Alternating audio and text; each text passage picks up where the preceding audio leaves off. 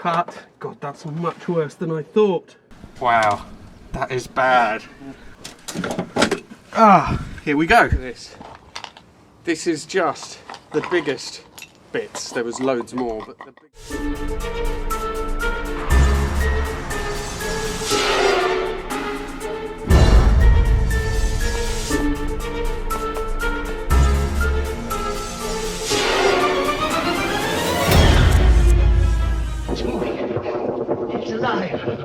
No, this car really is one step away from being dead.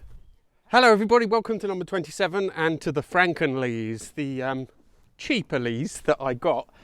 I mean, even at the time I wasn't sure if I got much of a bargain because I knew that there were issues, but obviously the more I found out, the more issues, and I certainly didn't get a bargain. I mean, it was, you know, I would like to pay a bit less, but at least in parts, even if I end up having to just part this car out, I'll make my money back, so I'm not hugely worried about that, but I would like to keep it alive if I can at all. So the next step, for those that haven't seen the other videos, essentially the car has been hit on this side quite hard. All they have done by the looks of it is just replace this sill panel which goes up into the rear clam and at the front, and there's some real damage there that needs to be looked at, so I'm going to start to expose it.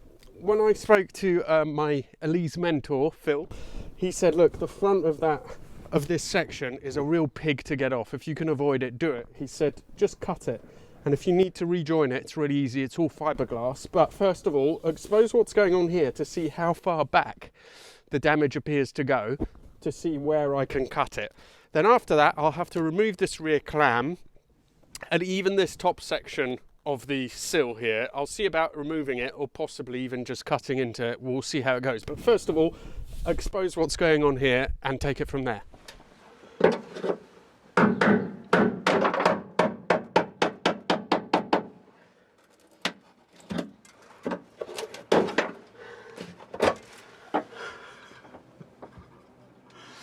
That's a good centimetre of filler.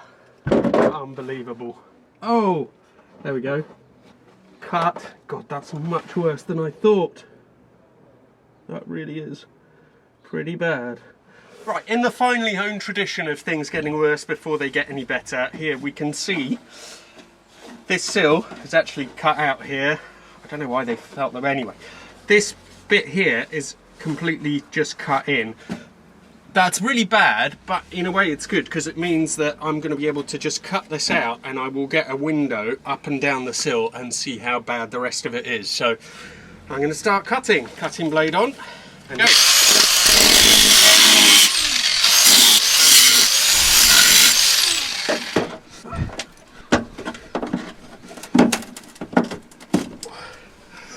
Whoa, this is unbelievable. Here we go. Wow. So here is a piece of the sill. So they actually did, I thought it was just a piece of alley, but they did weld whatever was left on the sill back on. And that sill, wow, that is bad. But it looks like it's sort of okay from this point on, which is good news because it means maybe I can just cut this down to that length.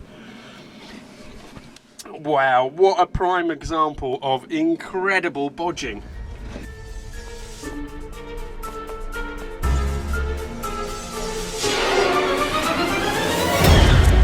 Well, a slight change from when you saw it last time. I've been busy all morning taking it apart, and I am super excited because that sill panel, I'm just about to cut into it at the front. I'm not going to remove the front bit, but the whole rest of it is now, well, most of it, bottom isn't quite, but it's almost ready to start removing that, and then we'll have it all exposed. Then I will put the tyres back on, take it for no, I'm not going to take it for a drive, but I'm going to put the tyres back on, and depending on how bad the damage is, I'm going to make a decision and then potentially send it off for someone to weld in another bit of chassis or bond in another bit of chassis, whatever is going to work best. But I am super excited.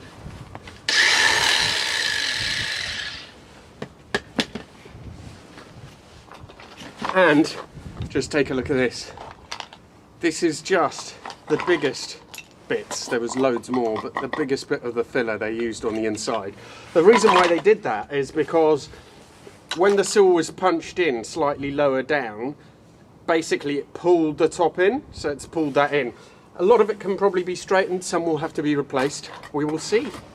Sill is off. Just one cut, which I'm happy about. Didn't bother the back bit I've left in one piece. This has all come off. It was a real pain, but it has come off, so that's awesome. Now, are you ready to see what's going on underneath? Da, da, da, da, da, da.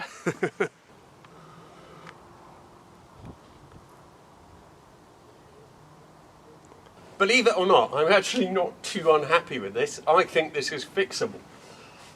Obviously what's happened, it's had a glancing blow, probably going in that direction, and it kind of stopped there. Now it is quite frightening looking because the whole of the top of the sill here has been torn off. What worries me most of all is that the roll bar, not only is it only held in with 2 bolts, but it's obviously not properly supported because this should have a whole side section here. I'm hoping what we can do is cut out this section of the sill and replace it, but I will be talking to Phil and we will find a way forward. But all in all, I'm not actually, it doesn't look good, but it's kind of what I was expecting, so it's not too bad.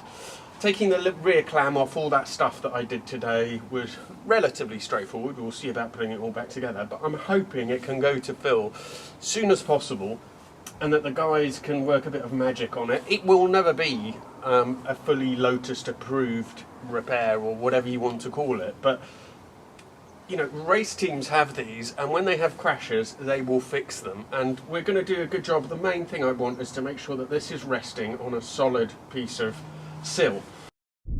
So now that everything is exposed and we can see what's going on, I thought it'd be a good time to have a PJ segment with the Elise. I haven't done one yet in one of these videos, and actually explain what I can see and what I can work out has happened in this crash, and but more importantly and more amusingly, the Olympic level attempts at covering it up. So from what you can see clearly, what's happened is it starts coming into here, and I'm pretty sure this was hit by a car. It wasn't hit by a post or anything because the bottom bit of the car is pretty much unaffected. That hit came at exactly this kind of height, so car bumper of some kind. This middle section of the sill was pushed inwards, and it took the top of the sill with it, so it started curling this sill downwards to follow the bottom of the sill curling in. So it's counterintuitive, but this smash pulled the top of the sill back towards the outside bit of the car. It then reached a point where this whole part of the sill actually tore off from this top support. It would have probably done more, but at the time I'm sure this would have been fully bolted down, and it really stopped this top bit from moving further. What was interesting, and the reason why there was so much filler, this would have been here and it would have been completely crushed at the top, so it's not something they could leave in place like that if they wanted to sell it as a properly repaired car. So what they did is they cut this bit out, you can see here. They then did a fairly good job of straightening it. You can still see a little bit of a bow there, but they straightened this top bit out so they could make it look like the sill was all the right thickness. What they then did, they popped it back on here, like this. There you go. But they were faced with a new problem. Now don't forget that sill covering comes here, so it will basically cover this up until this point, which is why they cut it here. The problem that they faced is that now this part here of the sill that's been pulled inwards by the bottom of the bit pulling the top, that left a gap there. So of course what you're going to do, they just filled this gap, which at points is at least 1 centimetre high. So that was all the filler that was on there. The rest of it they haven't touched at all. They haven't done anything. It's all pretty much as it was. One interesting thing is here there's still the remnants of the original sill, which is glued into a slot in the bottom of the chassis, and because that was difficult to remove, they've just cut it really roughly and then the new one has been put on top. That doesn't bother me at all, and actually this just makes it will give me a platform for something to glue it back onto. So not really much of an issue at all. With this one, when I rejoin them, I will just put fiberglass all the way round and then slot it back on. So I think that will be fine. But just amazed at, you know, they could have done a few major things. When it first actually, in 2015, when the first owner found out about some of this, all he did was grind back this bit of the sill. So this is all he saw. He cut a little window here and he saw that this wasn't even bolted in. Since he sold this car for parts, all the new people did was literally just bolt in these 2 screws, so they have made it slightly safer, and then just covered it all back up again. So, you know, just incredible, the level of bodging and what people will do for a bit of cash. But gonna get it a lot safer and a lot better than this. So I'm gonna put the wheels on and then I'm gonna send it off, because this is a little bit beyond me, but I'm really confident we can get the Frankenlise back and running, and I'm going to be totally happy to drive it if it's repaired, you know, as well as it can be. There's still loads of strength left in this chassis.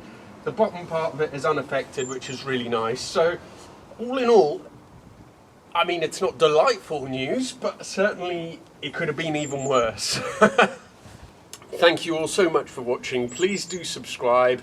Please do go on to my Instagram. If you want to contact me, that is the best way.